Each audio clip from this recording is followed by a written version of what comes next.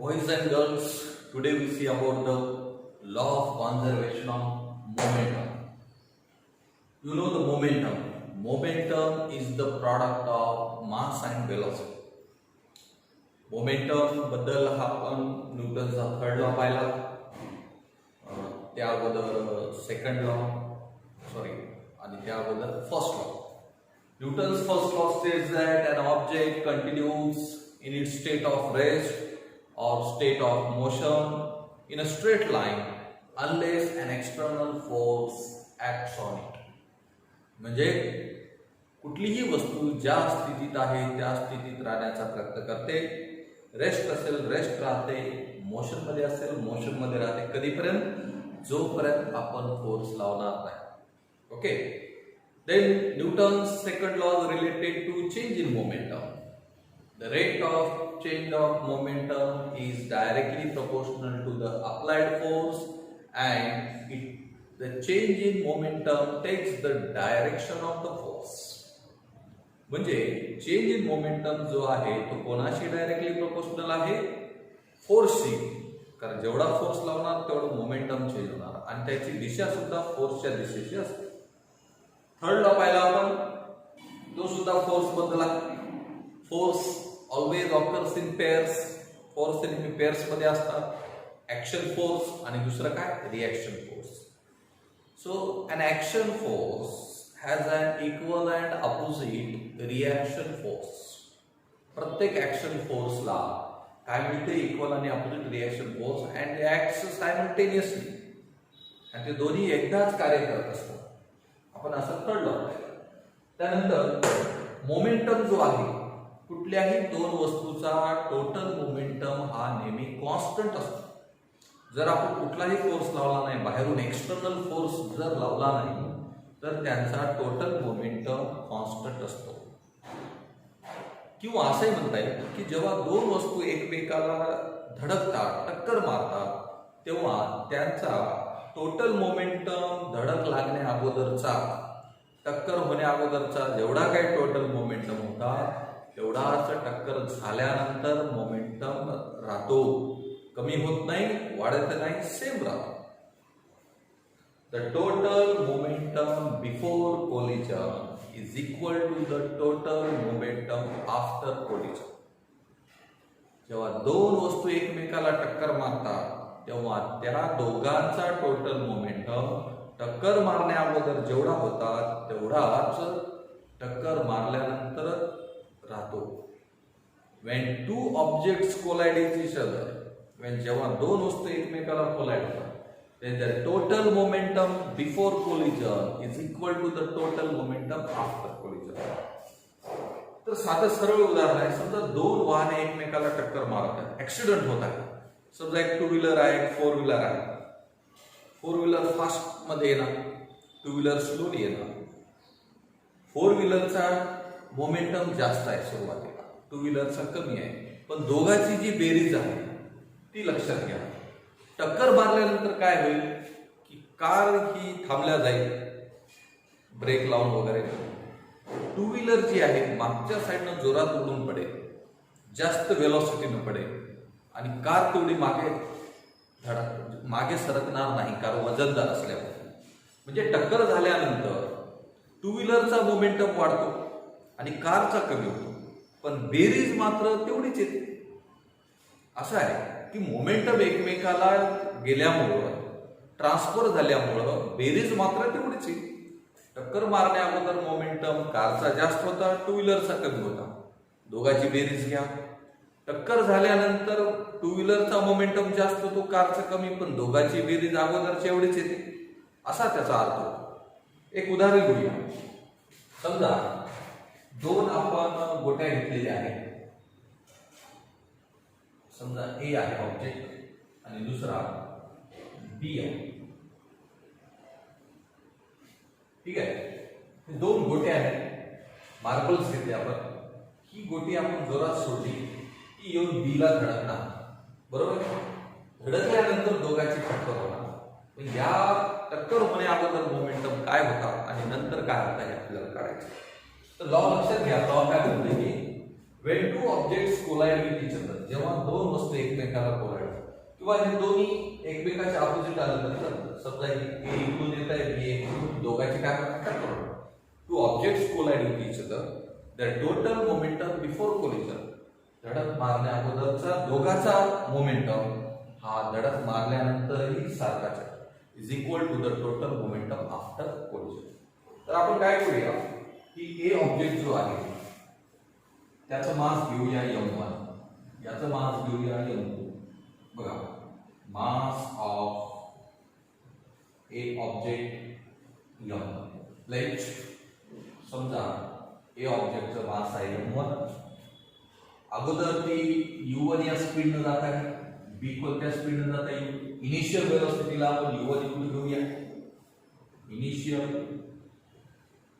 Velocity of A u1 घेऊया, right. त्यानंतर आता b चे घेऊया, मास ऑफ ऑब्जेक्ट b ला m2 घेऊया. इनिशियल वेलोसिटी काय घेऊया? u2 घेऊया, राइट. त्यानंतर ए आणि बी जेव्हा एकमेकाला धडकतात, समजा बी ने ए ला फोर्स लावला, त्याच वेळेस ए ने बी ला सुद्धा काय लावणार? रिएक्शन फोर्स लावणार. आपल्याला माहित आहे ऍक्शनला काय म्हणत असते? Reaction force. मग ए आणि बी एकमेकाला धडकल्यावर ऍक्सलरेशन तयार होईल, दोघांची वेलोसिटी चेंज होईल. धडक मारल्यानंतर दोघांची वेलोसिटी चेंज होईल. या ए ची वेलोसिटी आपण घेऊया v1 फायनल वेलोसिटी, बी ची काय घेऊया? v2 घेऊया. म्हणून final velocity of A v1, final velocity of B काय घेऊया? v2 घेऊया. ओके. तर समजा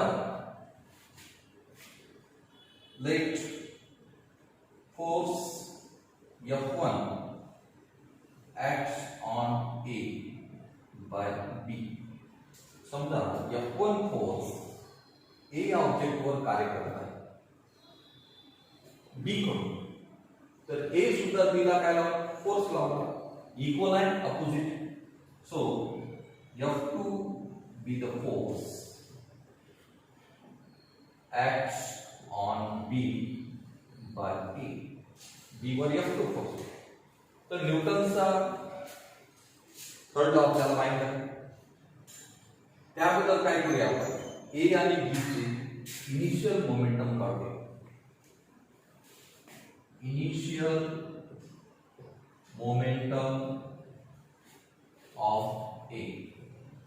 ए चा इनिशियल मोमेंटम म्हणजे कोलिजन होण्या अगोदरचा. तर ए चं मास काय? m1, वेलोसिटी काय? u1. मोमेंटमचा फॉर्म्युला काय? मास इनटू वेलोसिटी, मास आणि वेलोसिटी. इनिशियल मोमेंटम ऑफ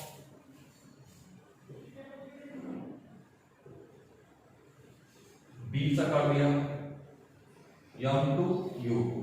त्याचा इनिशियल मोमेंटम काय झाला? m2 u2 झाला, राइट. फोर्स लावल्यानंतर दोघांची वेलोसिटी बदलली, वेलोसिटी बदलली म्हणजे मोमेंटम बदलला. त्याला final momentum, final momentum of A m1 v1. बी चा घेऊया, final momentum of B m2 v2. तर आता न्यूटनचा थर्ड लॉ काय म्हणतो की F1 B वर फोर्स A वर कार्य करत असेल तर F2 कोणावर कार्य करत आहे? B. So according to Newton's third law, third law काय म्हणते? Action force has an equal and opposite reaction. Action force समजा F1 असेल, ओके, आणि रिएक्शन फोर्स F2 असेल, तर हे दोन्ही फोर्स काय असतात? इक्वल असतात.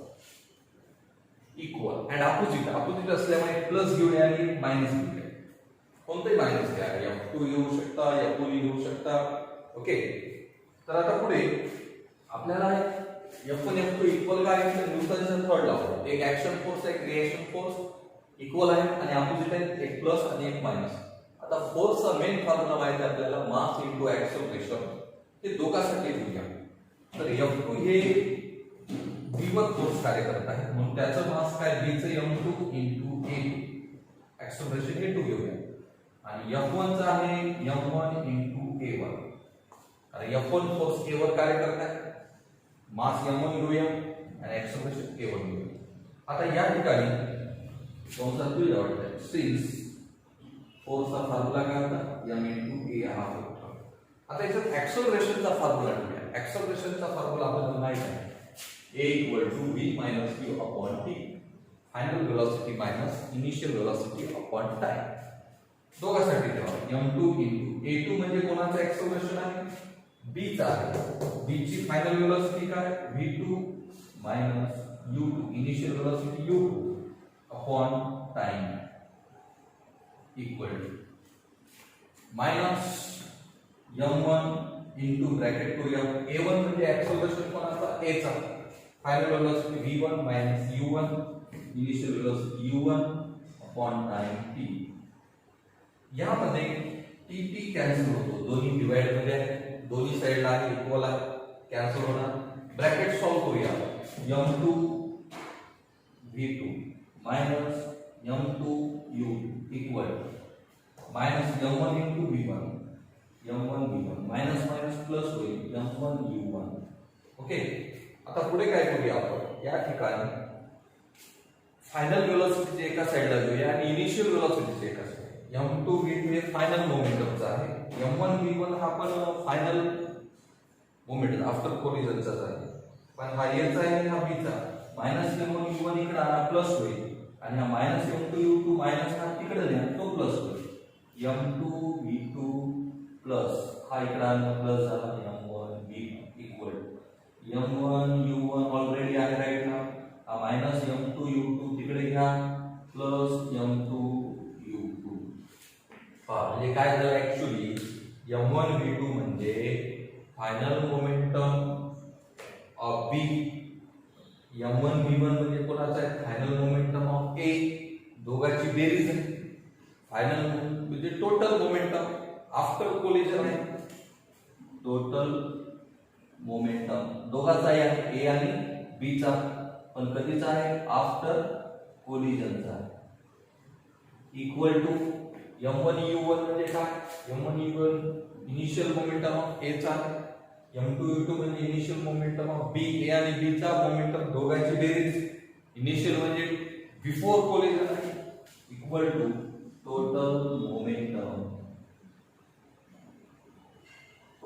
Momentum before collision. हे असं व्हेरीफाय होतं, सिद्ध होतं. या न्यूटन थर्ड लॉचा वापर करून आपल्याला फायनली सांगता येतं, total momentum after collision is equal to the total momentum before collision. तर यावर लक्षात घ्या, when two objects collide with each other, then their total momentum before collision is equal to the total momentum after collision. असं आपल्याला सांगता येते. किंवा असे म्हणता येईल, the total momentum always constant of the two objects when an external force acts on it does not act on it. external force जर कार्य करत नसेल, मग यावर सांगता येते, when no external force acts on two interacting objects, दोन interactive object colliding होतात, जर बाहेरून कोणतं फोर्स काम करत नसेल, their total momentum remains constant, it does not change, change होत नाही, असं आपल्याला सांगतो. तर एक्सप्रेशन काढताना काय लक्षात आलं, ए फर्स्ट ऑब्जेक्ट घ्या, बी सेकंड घ्या, इनिशियल वेलोसिटी लावू, दोघांची यू घ्या, फायनलला बी घ्या, त्यांच्या दोघांचा मोमेंटम काढा, इनिशियल आणि फायनल. न्यूटनचा थर्ड लॉ वापरा, F1 F2 इक्वल घ्या, एक पॉझिटिव्ह आणि निगेटिव्ह घ्या, फोर्सचा फॉर्म्युला ठेवला, पुन्हा ऍक्सलरेशनचा ठेवला, त्याच्यानंतर कॅल्क्युलेशन केलं आणि फायनली आपल्याला इक्वेशन मिळालं, M2 V2 plus M1 V1 equal to M1 V1 plus M2 V2. त्यालाच आपण असं लिहू शकतो व्यवस्थित, M1 V1 plus M2 V2 equal to M1 U1 plus M2 V2. ही साइड इकडे लिहिली जाते, ती तिकडे, शेवटी दोन्ही काय इक्वल आहे. ओके.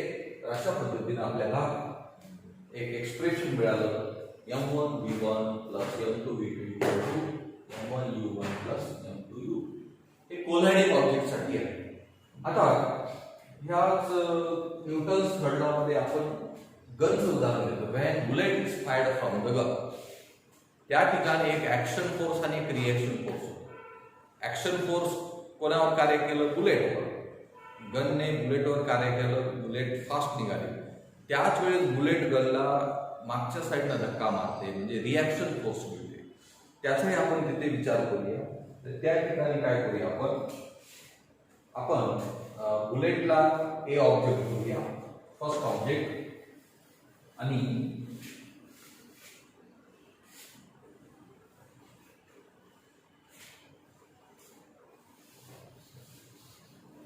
गनला सेकंड घेऊया. For bullet, bullet is the first object, mass m1 घेऊया, इनिशियल व्हेलॉसिटी u1 घेऊया.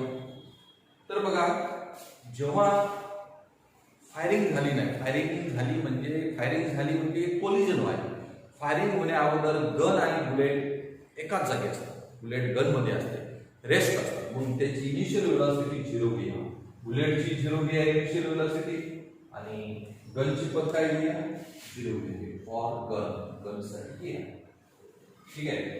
त्यानंतर मग आफ्टर फायरिंग झाल्यानंतर दोघांची व्हेलॉसिटी बदलला, बरोबर आहे. बुलेटची बदलला आणि गनची बदलला. तर बुलेटची फायनल व्हेलॉसिटी घेऊया आपण v1. बुलेटची फायनल व्हेलॉसिटी घेऊया v1, आणि गनची घेऊया फायनल व्हेलॉसिटी v2. ठीक आहे. मग अशा वेळेस फायरिंग झाली म्हणजे कोलिजन झालं, तो फॉर्म्युला ठेवा त्याच्यात. m1 v1 plus m2 v2 equal to m1 u1 plus m2 u. या ठिकाणी इनिशियल व्हेलॉसिटी 0 असल्यामुळे राईट साइडला आपल्याला सांगता येईल इक्वल टू 0 घेता येईल, कारण दोन्ही रेस्ट होते अगोदर. म्हणून स्पेशली गन आणि बुलेट साठी, फायरिंग साठी हा आपल्याला वेगळा फॉर्म्युला ठेवला आहे, m1 v1 plus m2 v2. त्याच्यात v1 म्हणजे बुलेटची स्पीड आहे फायरिंग झाल्यानंतर, v2 म्हणजे कोणाची स्पीड आहे? गनची. मागच्या साईडला जी झटका मारते त्या व्हेलॉसिटीला रिकॉइल व्हेलॉसिटी म्हणतात. तर v2 या ठिकाणी रिकॉइल व्हेलॉसिटी म्हणजे मागच्या साईडला झटका मारते. ती जर काढायची असेल तर आपण काय करूया? प्लस m1 v1 त्या ठिकाणी या मायनस होईल, m2 v2 equal to minus m1 v1. आणि v2 काढायचं मल्टिप्लाय मध्ये m2 आहे, इकडे घ्या डिवाइड मध्ये जाईल, v2 equal to minus m1 v1 upon m2. असं आपल्याला v2 म्हणजे फायनल व्हेलॉसिटी ऑफ गन, म्हणजेच कोणती व्हेलॉसिटी? बॅकवर्ड साइडची. कारण जेव्हा बंदुकीतून गोळी निघते, गोळी समोर जाते आणि गन मागच्या साइडने झटका मारते, त्या व्हेलॉसिटीला रिकॉइल व्हेलॉसिटी म्हणतात. स्पेशल त्याचा वेगळा फॉर्म्युला तयार करतात. ओके. अशा पद्धतीनं या चॅप्टरचे सगळे पॉइंट संपतात. In this way this chapter is completed. पुढे आता काही क्वेश्चन्स आन्सर आहेत ते तुम्हाला नोट पाठवून देईल मी, आणि याच्यावर टेस्टही होईल पुढे. तुम्ही चांगल्या पद्धतीने तयारी करा, टेक्स्ट बुक चांगलं वाचा, व्हिडिओ पुन्हा पुन्हा बघा, आणि व्हिडिओ जे काही टाकलेले आहेत ते लवकरात लवकर बघून घ्या. 1-2 दिवसानं सर्व व्हिडिओ आम्ही डिलीट करणार आहोत. त्यासाठी जे काही राहिला असेल मागचा अभ्यास पॉइंट ते पूर्णपणे करून घ्या. व्हिडिओ डिलीट होणार आहे 2 दिवसात. सर्वांनी टेक्स्ट बुक व्हिडिओचा वापर करून घ्या. नोट्स तुम्हाला पाठवणार आहे, ते तुम्ही लिहून घ्या किंवा त्याचे प्रिंट आउट काढा. ओके.